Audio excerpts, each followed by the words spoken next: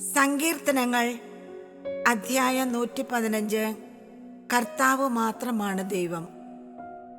ഞങ്ങൾക്കല്ല കർത്താവേ, ഞങ്ങൾക്കല്ല, അങ്ങയുടെ കാരുണ്യത്തെയും വിശ്വസ്തതയെയും പ്രതി അങ്ങയുടെ നാമത്തിനാണ് മഹത്വം നൽകപ്പെടേണ്ടത്.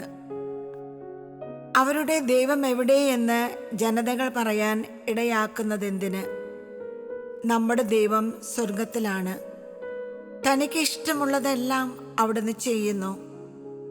അവരുടെ വിഗ്രഹങ്ങൾ സ്വർണവും വെള്ളിയുമാണ്, മനുഷ്യരുടെ കരവേലകൾ മാത്രം.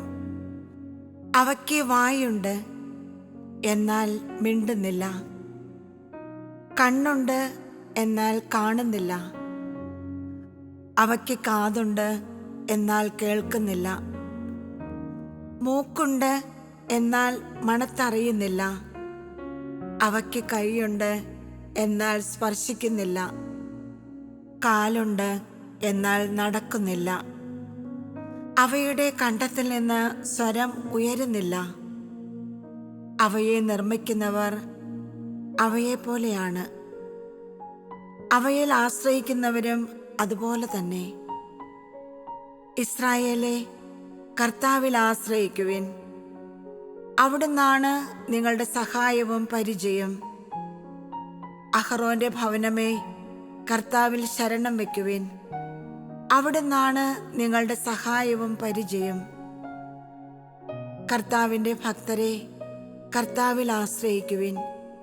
അവിടുന്നാണ് നിങ്ങളുടെ സഹായവും പരിചയം. കർത്താവിന് നമ്മെക്കുറിച്ച് വിചാരമുണ്ട്. അവിടുന്ന് നമ്മെ അനുഗ്രഹിക്കും.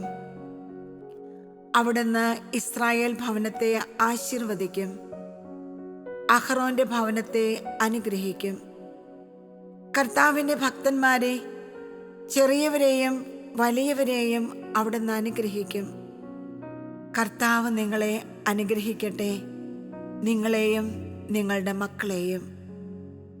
ആകാശവും ഭൂമിയെ സൃഷ്ടിച്ച കർത്താവ് നിങ്ങളെ അനുഗ്രഹിക്കട്ടെ. ആകാശം കർത്താവിന് മാത്രമുള്ളത്, എന്നാൽ ഭൂമി അവിടുന്ന് മനുഷ്യമക്കൾക്ക് നൽകിയിരിക്കുന്നു.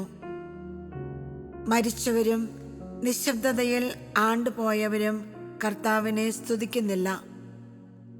എന്നാൽ നമ്മൾ ഇന്നും എന്നേക്കും കർത്താവിനെ സ്തുതിക്കും. കർത്താവിനെ സ്തുതിക്കുവിൻ.